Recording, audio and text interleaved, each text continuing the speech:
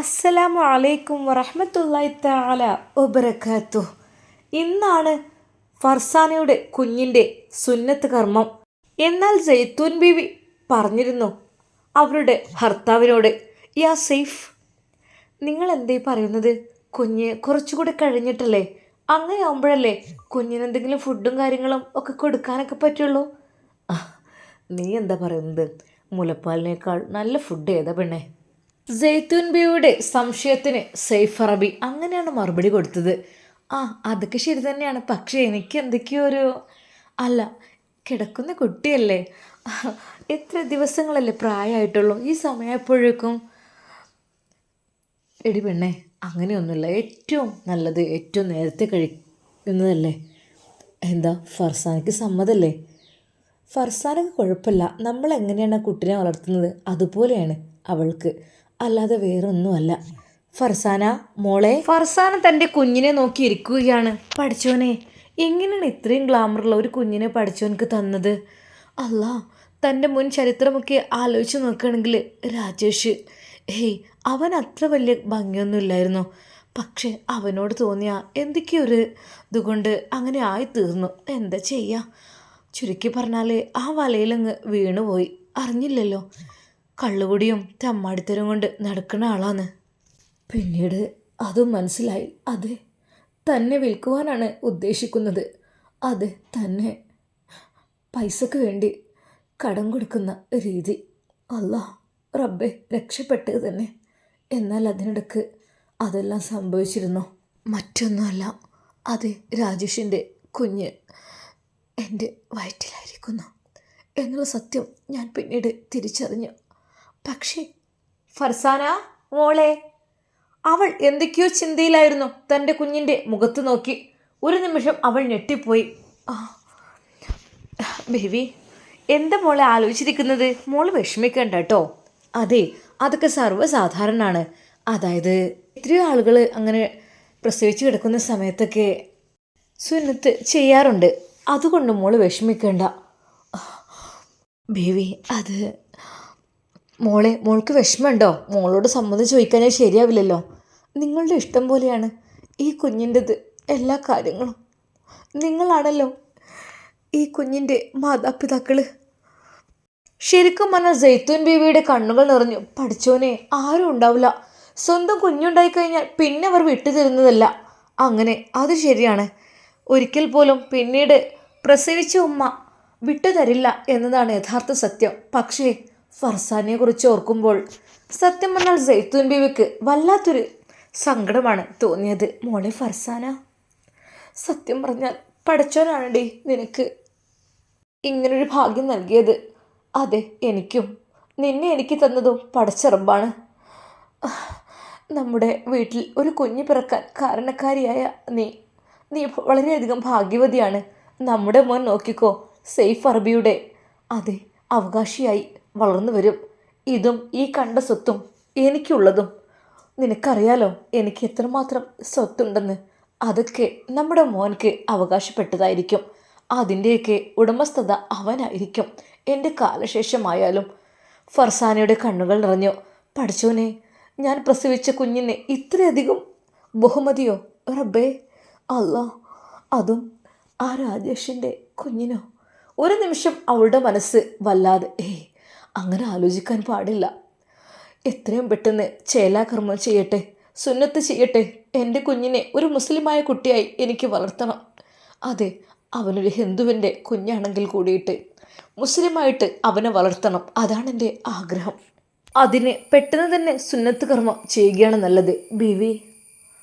ഫർസാന, എനിക്ക് സമ്മതമാണ്, കുഞ്ഞിനെ കൊണ്ടുപോയിക്കോളൂ. ഫർസാന, അപ്പോൾ മോളില്ല ഞാൻ കുഞ്ഞ് കരയുകയാണെങ്കിൽ അമ്മിഞ്ഞു കൊടുക്കാൻ? ബേബി, അങ്ങക്ക് മോളെ, നീ എന്തീ പറയുന്നത്? മോൾ പോരെ. അങ്ങനെ അതാ സെയ്ഫ് അറബിയും ജെയ്ത്തൂൻ ബീവിയും ഫർസാനയും കുഞ്ഞിനെയും കൊണ്ട് ഹോസ്പിറ്റലിലേക്ക് പോവുകയാണ്. അപ്പോഴേക്കും എളാപ്പയോടും അവരോട് ഫാമിലിയോട് വരാൻ പറഞ്ഞിരുന്നു. അവർ ഹോസ്പിറ്റലിലേക്ക് എത്തുന്നുണ്ട്. ആ പെഞ്ചു കുഞ്ഞിനെ ഒരിക്കൽ കൂടി അതാ ചുംബനമർപ്പിച്ചുകൊണ്ട് തൻ്റെ പ്രിയപ്പെട്ട മാതാവ് ഫർസാന കുഞ്ഞിനെ അതാ ഏൽപ്പിക്കുകയാണ്. ശരിക്കും പറഞ്ഞാൽ സൈത്തൂൻ ബീവിയുടെ കണ്ണുകളും നിറഞ്ഞു. റബ്ബേ, ആ പിഞ്ചു പൈതലിനെ ആലോചിക്കാൻ കഴിയണില്ല. എന്നാൽ ഫർസാനിയേക്കാളേറെ കരഞ്ഞത് സൈത്തൂൻ ബീവിയായിരുന്നു. ഏയ്, എന്താ പെണ്ണേ അത്? അതൊക്കെ ഇത്ര വലിയ, എന്നാലും ആ പിഞ്ചു പൈതലിനെ എനിക്ക് ആലോചിക്കാൻ കൂടി കഴിയണില്ല. കണ്ടില്ലേ, ഫർസാന നല്ല കുട്ടിയാണ്, അവൾ ക്ഷമിച്ച് നിൽക്കുന്നു നോക്ക് അവൾക്ക്.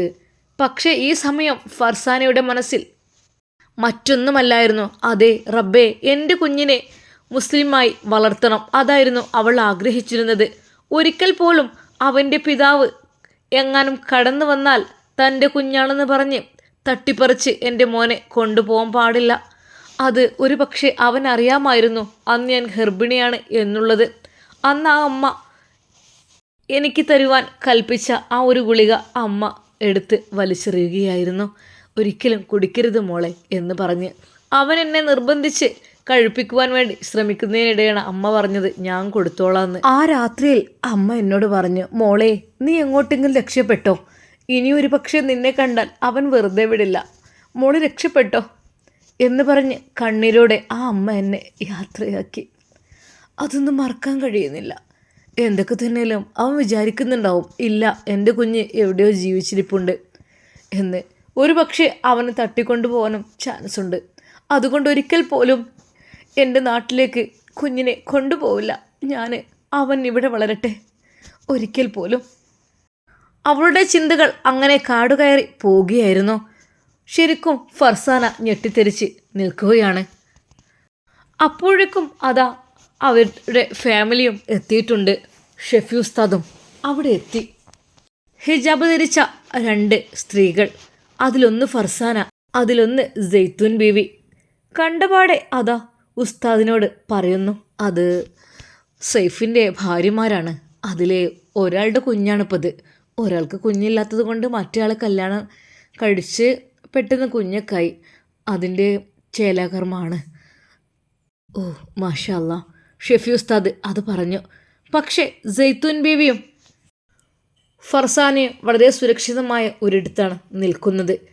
ഒരു നിമിഷം ഷെഫി ഉസ്താദ് അത്ഭുതപ്പെട്ടു. പഠിച്ചോനെ, ഒരു ഭാര്യ ഉണ്ടായിട്ട് മാനേജ് ചെയ്യാൻ കഴിയണില്ല, ഇതിപ്പോൾ 2 ആളെങ്ങനെ ഒരുമിച്ച് ഇദ്ദേഹം മാനേജ് ചെയ്യുന്നു? അങ്ങനത്തെ ചിന്തയും ഷെഫി ഉസ്താദിന് ഉണ്ടായി. അർബ, എനിക്ക് ഫ്ലൈറ്റ് മോനെ, അത് 8 മണിക്കല്ലേ, കുഴപ്പമൊന്നുമില്ല, അപ്പോഴേക്കും നമുക്ക്. അങ്ങനെ അതാ അല്പസമയത്തിന് ശേഷം ചേലാകർമ്മം കഴിഞ്ഞ് കുഞ്ഞിനെ കാണിച്ച് തരുവാൻ വേണ്ടി വിളിക്കുന്നു. ഷെഫി മോനെ, അറബി അവനെ വിളിച്ചു. അങ്ങനെ അതാ സൈഫും അറബിയും ഷെഫീഖ് ഉസ്താദും ആദ്യമായി കുഞ്ഞിനെ കാണുവാൻ വേണ്ടി പോവുകയാണ്. മാഷാ അല്ലാ, വളരെയധികം മനോഹരമായ വെളുത്തു തുടുത്തൊരു കുഞ്ഞ്. പഠിച്ചോനെ, എന്തൊരു ഭംഗിയാണ് ഇതിനെ കാണാൻ. ഷെഫി ഉസ്താദിന് ആ കുഞ്ഞിനെ ഒന്ന് വാരിയെടുത്ത് ചുംബിക്കണമെന്ന് തോന്നി. പക്ഷേ ചേലാകർമ്മം ചെയ്ത് കൊണ്ടുവന്നിട്ടേ ഉള്ളൂ, അതുകൊണ്ട് പാവം ഉറങ്ങണമെന്ന് തോന്നുന്നു. ശരിക്കും അവനെ ഒന്ന് ഉമ്മ വെക്കണം, എനിക്ക് അവനെ ഒന്ന് കെട്ടിപ്പിടിക്കണം. അത്രക്ക് റബ്ബേ എടുക്കാൻ കൊതിക്കുന്ന ഒരു മുഖം, വല്ലാത്തൊരു ലാളിത്യം. അതിൻ്റെ മുഖത്തുനിന്ന് കണ്ണെടുക്കാൻ ഷെഫി ഉസ്താദിന് തോന്നുന്നില്ല. അങ്ങനെ അതാ സൈത്തൂൻ ബീവിയും ഫർസാനയും കുഞ്ഞിനെ വന്ന് കാണുകയാണ്. സൈത്തൂൻ ബീവിക്ക് നിയന്ത്രണം സഹിക്കാൻ കഴിയുന്നില്ല. തൻ്റെ കുഞ്ഞ് കിടക്കുന്ന ആ ഒരു കിടപ്പ് അവരുടെ ഹൃദയം പൊട്ടിപ്പോയി. ഫർസാന ഒരു നോക്ക് നോക്കി, പക്ഷേ പിന്നീട് ഫർസാനക്കും കാണാൻ കഴിഞ്ഞില്ല. എന്നാലും ഫർസാന പടച്ച റബ്ബിനോട് ദുആ ചെയ്തു, അൽഹംദുലില്ലാ, അൽഹംദുലില്ലാ, എൻ്റെ കുഞ്ഞിനെ എനിക്ക് ഇനി ധൈര്യമായി എവിടെയും കൊണ്ടുപോകാം. അതെ, മുസ്ലിമായി എൻ്റെ കുഞ്ഞിനെ ജീവിക്കും, ഒരിക്കലും ഹിന്ദുവിൻ്റെ കുഞ്ഞായിട്ടല്ല. അർബാവ് പറഞ്ഞു, എന്നാൽ ഞങ്ങളങ്ങോട്ട് ഇറങ്ങട്ടെ, ഇവന് പോകാനുള്ളതാണ്. സൈഫ് അറബി ഷെഫി ഉസ്താദിനെ കെട്ടിപ്പിടിച്ചു. എൻ്റെ സഹോദര, അങ്ങെൻ്റെ സഹോദരനാണ്. എനിക്ക് എന്താണെന്നറിയില്ല, പല വിഷമഘട്ടങ്ങളിലും എല്ലാത്തിനും നിങ്ങൾ ഒരുപാട് എനിക്ക് ഹെൽപ്പായിട്ടുണ്ട്. സന്തോഷത്തോടെ നാട്ടിലേക്ക് പോയി വരൂ. പോയാലും വരാതിരിക്കരുത്, ഞങ്ങൾക്ക് നിങ്ങളെ കാത്ത് അവിടെ ഇരിക്കുന്നുണ്ടാവും. ഇൻഷാ അല്ലാ ഞാനും എൻ്റെ ഫാമിലിയും ഒക്കെ ഒരിക്കൽ കേരളം കാണാൻ നിങ്ങളുടെ വീട്ടിലേക്ക് അങ്ങ് വരുന്നുണ്ട് ഇൻഷാ അല്ലാ. മാഷാ അല്ലാ, അൽഹംദുലില്ലാ. ഷെഫി ഉസ്താദിന് വളരെയധികം സന്തോഷമാവുകയാണ്. അറബി അങ്ങനെ പറഞ്ഞപ്പോൾ എന്തെന്നില്ലാത്ത സന്തോഷം. 8 മണിക്കല്ലേ ഫ്ലൈറ്റ്, ഇൻഷാ അല്ലാ നമുക്ക് കാണാം. അവരോട് യാത്ര പറഞ്ഞുകൊണ്ട് അതാ ഷെഫി ഉസ്താദും അറബിയും ഇറങ്ങുന്നു. ഫർസാനയും സൈത്തൂൻ ബീവിയും ഒരു നിമിഷം ആ കാഴ്ച കാണുന്നു. അദ്ദേഹത്തിൻ്റെ മുഖം വ്യക്തമല്ലായിരുന്നു. ഫർസാന ശരിക്കും ഒന്ന് ഞെട്ടി. റബ്ബേ, എവിടെയൊരു കണ്ട പരിചയം, അങ്ങനെയുള്ളൊരു നടത്തം. അവർ പോയി, നാട്ടിൽ പോവാണ്. അദ്ദേഹം നല്ലൊരു മനുഷ്യനാണ്, നാട്ടിൽ പോവാണ്. എന്തൊക്കെയോ ഫർസാനയുടെ മനസ്സിലേക്ക് കടന്നു വരുന്നു. പഠിച്ചോനെ, എവിടേക്കോ എങ്ങനെയൊക്കെയോ. സത്യം അവൾക്ക് തോന്നി, റബ്ബേ, ഞാൻ ആദ്യം സ്നേഹിച്ചെൻ്റെ പ്രിയപ്പെട്ട അതുപോലെ തോന്നിയല്ലോ. ഹേയ്, അതൊക്കെ തോന്നലായിരിക്കും, അവരൊക്കെ നാട്ടിലായിരിക്കും ഇൻഷാ അല്ലാ. അവളൊരു നിമിഷം വിചാരിച്ചു, നാട്ടിലേക്കൊന്ന് പോയിരുന്നെങ്കിൽ, നാട്ടിലേക്ക് പോയാലോ. പക്ഷെ കുഞ്ഞിനെയും കൊണ്ട് പോയി കഴിഞ്ഞാൽ അതൊരു പക്ഷേ ഉമ്മയും ഉപ്പയും കാണണം. കുഞ്ഞിനെ കൊണ്ട് പോവുകയെന്ന് പറഞ്ഞാൽ അതൊരിക്കലും നടക്കുന്ന കാര്യമല്ല. എല്ലാവരും എന്നെ എറിഞ്ഞാട്ടും. നാട്ടുകാരൊക്കെ പലതും പറയും, എൻ്റെ വീട്ടുകാരനെ സ്വീകരിക്കുമായിരിക്കും. പക്ഷേ അവൾക്ക് ആകെ ടെൻഷൻ. അന്ന് ഹോസ്പിറ്റലിൽ നിന്ന് ഡോക്ടർ പറയുന്നു, നിങ്ങൾക്ക് 2 മണിക്കൂറും കൂടെ വെയിറ്റ് ചെയ്താൽ പോവാട്ടോ. ആ ഇൻഷാ അല്ലാ. കുഞ്ഞിൻ്റെ സുന്നത്ത് കല്യാണം കഴിഞ്ഞു. അറബിയും ഷെഫി ഉസ്താദ് അവരുടെ വീട്ടിലെത്തി. പോകുവാനുള്ള തയ്യാറെടുപ്പ്, പെട്ടിക്കെട്ടൽ, എല്ലാം കൂടെ. മനസ്സ് എന്തൊക്കെയോ ആയിത്തീരുന്നു ഷെഫി ഉസ്താദിൻ്റെ മനസ്സ്. അപ്പോഴേക്കും അതാ അവൾ ഓടിയെത്തുന്നു. മറ്റാരുമല്ല, സഹ്റ ബത്തൂൽ. ഉസ്താദ് പോകുകയാണോ? അർബാവും അറബിച്ചിയും കൂടെയുണ്ട്. മോനെ, സത്യം പറഞ്ഞാൽ ഞങ്ങൾക്ക് വല്ലാത്തൊരു വിഷമട്ടോ മോന് പോകുന്നത്. അർബ, സാരല്ല, വരുമല്ലോ 2 മാസത്തിനുള്ളിലായിട്ട്. ഇൻഷാ അല്ലാ വരാതിരിക്കുന്നത്. ഷെഫി പോവുകയാണോ? അവളുടെ ആ ഒരു കിളിക്കൊഞ്ചൽ.